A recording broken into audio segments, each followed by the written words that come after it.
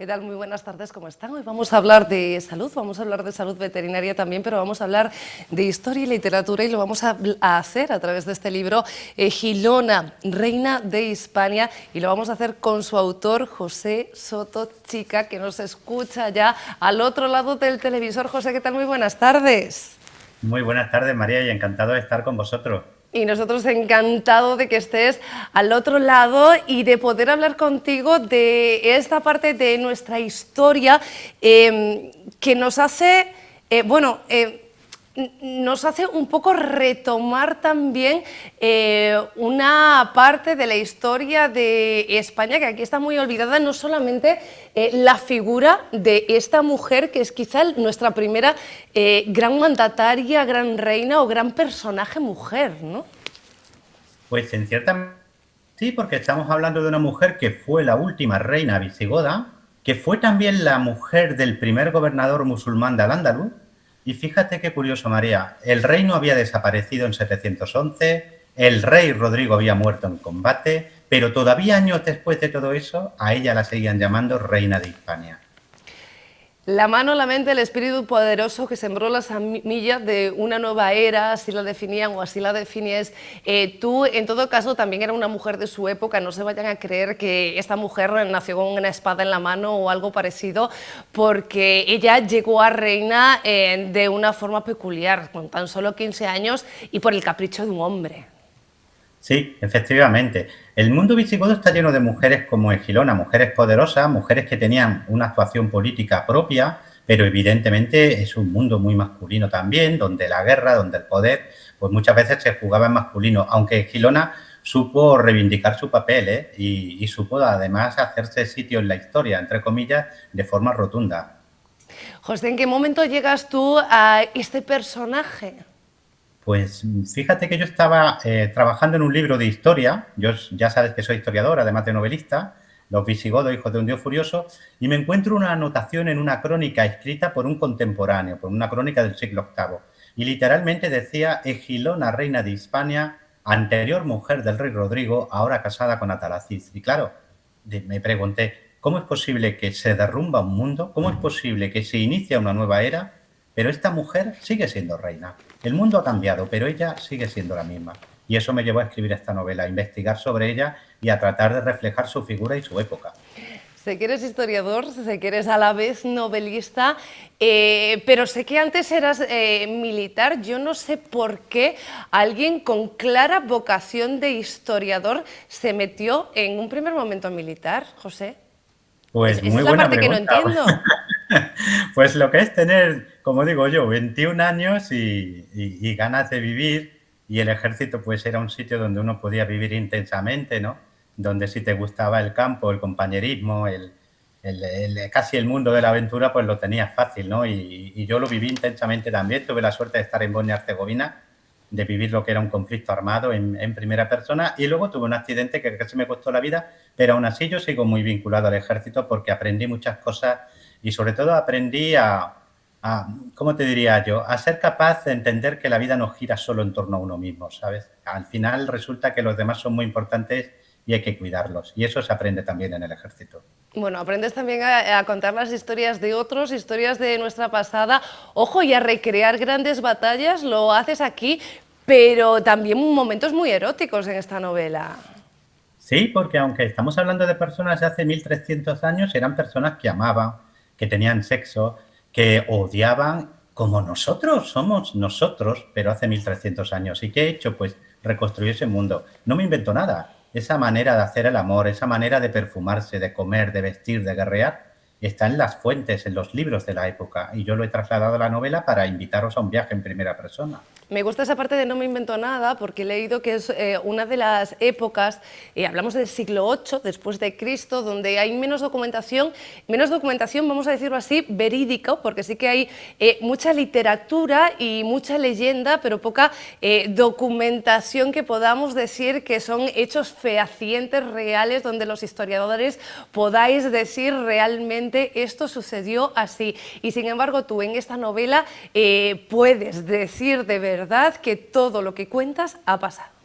Sí, sí, porque soy especialista en la época, llevo 24 años trabajando esa época. A veces me pregunto si no vivo más tiempo en el siglo VIII que en el XXI, y porque no solo tenemos la documentación de la época, es que hoy día la ciencia te permite hacer cosas increíbles. Por ejemplo, cuando yo hablo de esa crisis climática que vivieron ellos, esa sequía espantosa, es porque en 2023, en septiembre, en el marco de una investigación internacional publicada en una revista de impacto internacional, pues demostramos que efectivamente, que las fuentes no nos engañaban, que estaban viviendo una hambruna terrible y una pandemia terrible, ¿no? Y todo eso, lo último de lo último en investigación, yo he querido volcarlo en la novela.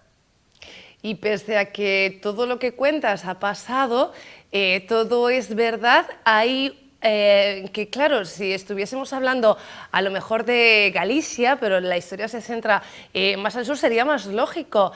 Ahora me explico. Pese a que todo es verdad, la magia tiene un papel muy importante en esta historia y es que en esta época, y sobre todo en la cultura musulmana, la magia tenía un papel importante. Sí, ellos creían en la magia, pensaban que la magia funcionaba y no había rey ni hombre poderoso que no tuviera cerca de sí un hechicero, una bruja, un mago, porque funcionaba así el mundo. Es más, muchas veces me preguntan mis alumnos en la universidad, ¿pero cómo creían en esto? Y yo les respondo, ¿y cómo creéis vosotros en el horóscopo o en el vidente de turno? Es que la magia solo necesita una cosa para funcionar, que creamos en ella. Y lo que ocurre en este libro, por ejemplo, yo lo he tomado de las obras de los siglos VII, VIII, IX, es decir, los hechizos que hace un Hakim, los fármacos y las fórmulas que emplea son reales. Las tenían en el siglo VIII, las pronunciaban o las fabricaban en el siglo VIII. Usas incluso los toponímos de la época, Gallaecia, éramos aquí. Si es cierto que aquí tardaron más en llegar, José. Ujú. Sí, llegaron pronto, ¿no? En 713, 714, pero luego Pelayo y sus sucesores y sobre todo también la sequía de la que antes te he comentado, ¿no? Obligó a los musulmanes a evacuar Galicia muy pronto. En 750 ya no quedaba ni uno solo del Miño. Así que Galicia siguió formando parte de lo que se salvó de aquella Hispania visigoda y que Pelayo, que era sobrino de Gilona, por cierto, pues se encargó de reivindicar también, resistiendo a ultranza en el norte. Sobrino, ahí estamos.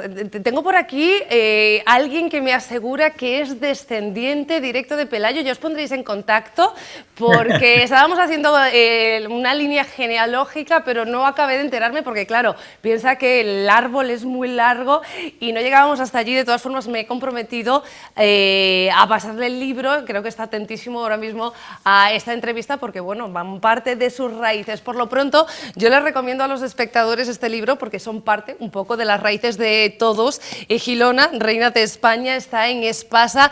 Y a José de Soto, chica, lo que le digo es que comenzara la editorial, que lo traiga a Galicia, que venga a disfrutar del buen clima que tenemos aquí, de este fresquito, para que deje ese calor que tiene todavía en Granada y que venga a firmarme el ejemplar y a firmarlo aquí en Vigo.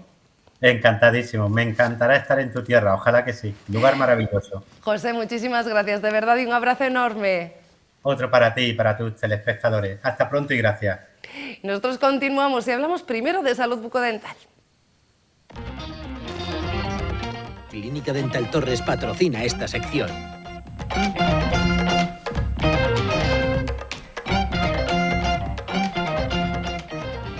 Y en esta sección nos acompaña siempre el doctor Torres. Doctor, ¿qué tal? ¿Cómo está usted? Buenas tardes. Buenas tardes, María. Va a ser una jornada o una sección hoy de confesiones, porque ¿quién no ha roncado alguna vez? ¿Quién no ha tenido una pareja que ronca? ¿Y quién no ha sido acusado de roncar? Ojo, que el problema no es solamente que los ronquidos nos impidan el sueño propio o ajeno, sino que a veces vienen acompañados de apnea. Y, doctor, vamos a hablar hoy de este problema. Correcto. El tema de la apnea y el tema del ronquido suelen ir bastante unidos. Es decir, el tema del ronquido es un tema de un colapso de la musculatura, digamos, orofacial, a nivel de la garganta, de la musculatura más cercana a la orolaringea.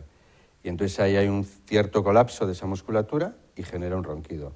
El tema de la apnea se genera por un bloqueo respiratorio que puede ser una apnea completa o total o una hipoapnea. Entonces eso depende de la posición de la lengua con respecto al paladar y genera ese tipo, digamos, de obstrucciones respiratorias que generan cuadros a veces muy complejos y el paciente sobre todo puede llegar a una hipercapnia, que es un aumento del CO2 en sangre con disminución del oxígeno y genera fatigas, colapsos. Es un tema que debemos de tener muy en cuenta por la unión de ambas cosas. Entiendo, por tanto, que los ronquidos pueden ser una señal de alerta. ¿Qué más señales puede haber? Generalmente el paciente es la fatiga, es decir, se levanta por la mañana con mucha fatiga, él ha dormido 8 horas, 7 horas, 10 horas y tiene una fatiga tremenda. Entonces, bueno, hay una tríada que es bruxismo, ronquido y apnea. Entonces, el paciente generalmente que tiene bruxismo, y por hoy nos estamos dando cuenta de que también tiene una connotación bastante amplia con el tema de la apnea. Entonces, el paciente bruxista y la apnea suelen ir bastante unidos, y después está la fase, digamos, de esa fase de ronquido. Doctor, en el caso del bruxismo, aquí vemos una patología claramente, directamente relacionada con la salud bucodental. Correcto, es decir, el bruxismo es, digamos, un apretamiento con desgaste, con alteraciones musculares a nivel orofacial, el dolor de la migraña. O sea, tenemos incluso temas auditivos como acúfenos y tinnitus que pueden venir provocados por esos colapsos en la zona, digamos, de la articulación temporomandibular y su cercanía al oído. Entonces, digamos que es un cuadro bastante sistémico, es decir, es un cuadro que empieza con bruxismo, ese bruxismo puede desencadenar un problema migrañoso y después, aparte, los que estamos hablando de los temas respiratorios. Entiendo que es un tema bastante habitual, entiendo que hay soluciones también. Correcto. Nosotros en la clínica aplicamos sobre todo las fases diagnósticas y después aplicamos, por supuesto, fase de tratamiento. ¿Cómo recabamos la información? Es decir, ¿cómo tenemos ese diagnóstico? Es decir, por un tema, como digo yo, de ojímetro, hoy en día no hay un diagnóstico clínico. Primero se hace una anamnesis, que es una recogida de datos reales del paciente, y después se utiliza un aparato que es, digamos, se llama apnea, y lo que se deja es al paciente en la zona torácica. Ese aparato tiene unas cánulas que se colocan en la nariz y después tiene un pulsiosímetro que para ver la oximetría, que es el nivel de oxígeno en sangre, se coloca en un dedo. Con esos factores el paciente duerme. Entonces, ¿qué datos obtenemos? ¿Qué diagnóstico obtenemos con esa recogida real de datos? Pues desde el número de ronquidos, los movimientos posturales que realiza el paciente, bien boca arriba o bien lateralizaciones, obtenemos frecuencia cardíaca, obtenemos niveles de saturación de oxígeno, ver que ese ronquido, qué amplitud tiene, qué fuerza tiene, en qué momento se realiza. Entonces, todos esos datos se recogen. Y una vez que lo recogemos, tenemos unos software en los cuales aplicamos toda esa información y nos permiten valorar si esas apneas o esas hipoapneas son leves o moderadas. En el caso de ser leves o moderadas son para tratamiento odontológico y en el caso de ser moderadas o severas ya requieren un poco de la unidad del sueño del hospital pertinente y sobre todo el uso de CPAP. Tampoco, digamos, que estamos diciendo que por un lado se van a utilizar en la fase de tratamiento solo CPAP y no férulas bimaxilares, que después te cuento un poco cómo son, pero digamos que solemos ir bastante unidos a las unidades del sueño. Entiendo que antes de las células, que ahora hablamos de cómo son, este aparato lo tenemos que poner en casa, ¿no? Entiendo que siguiendo las indicaciones Correcto. siempre de la clínica. Correcto. Ese aparato se utiliza por la noche, se coloca en la parte del tórax y lo que hacemos es, esa recogida de información es durante un periodo de una noche. Entonces, en ese periodo nocturno podemos medir absolutamente el número de ronquidos, las fases en las cuales ese paciente estuvo sin respirar, que eso es la apnea, es decir, por qué se ha bloqueado ese paciente, es decir, porque la posición, digamos, de supino, que es boca arriba, genera que la mandíbula se retruya. La mandíbula pesa 1,5 kilos. Eso te colapsa la parte laringea y entonces, digamos, entre la lengua paladar y el colapso de la mandíbula genera una retrusión de la mandíbula. Y eso colapsa y evita que ese paciente respire de manera correcta. Volvemos a lo mismo, hipercapnia, que es aumento de CO2, es una tosemia metabólica. Evitarla con tratamiento, que ahora vamos a por ello. Vamos con ese tratamiento, ya adelantaba algo el doctor Torres. Vale. Los tratamientos que utilizamos hoy en día son tratamientos bimaxilares. Utilizan unas férulas que tienen como un pequeño, como un resorte, pero un resorte, digamos, plástico. Y lo que se hace es que evita precisamente que la mandíbula se retruya, se caiga hacia la parte posterior.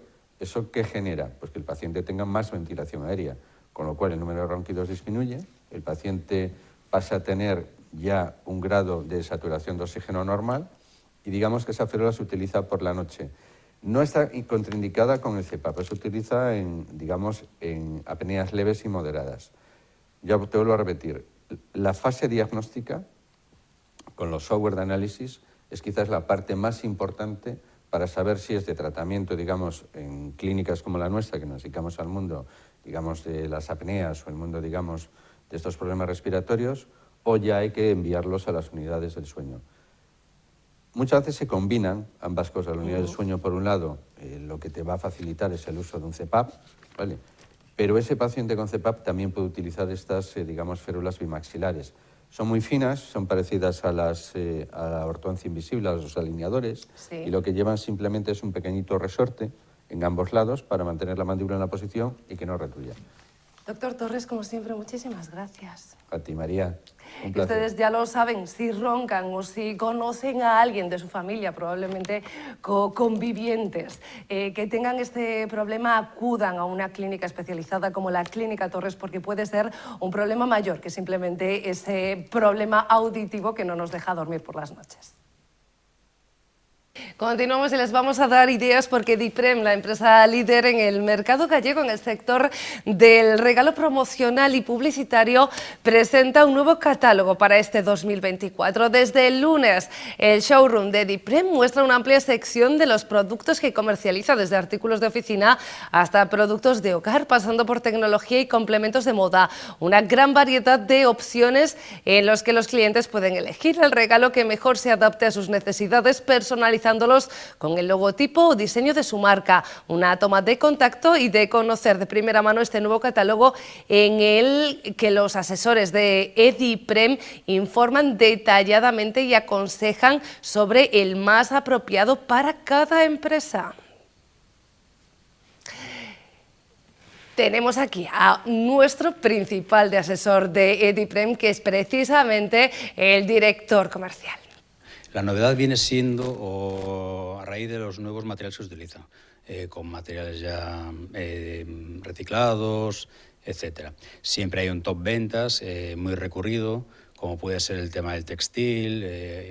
Al fin y al cabo, la ropa de trabajo es un artículo necesario para todos ellos, pero también encontramos muchos artículos vinculados al mundo del ocio y al tiempo libre, donde cada vez más pues, la gente practica sus deportes y necesitan tener un artículo con el nombre de esa empresa que realmente les está ayudando.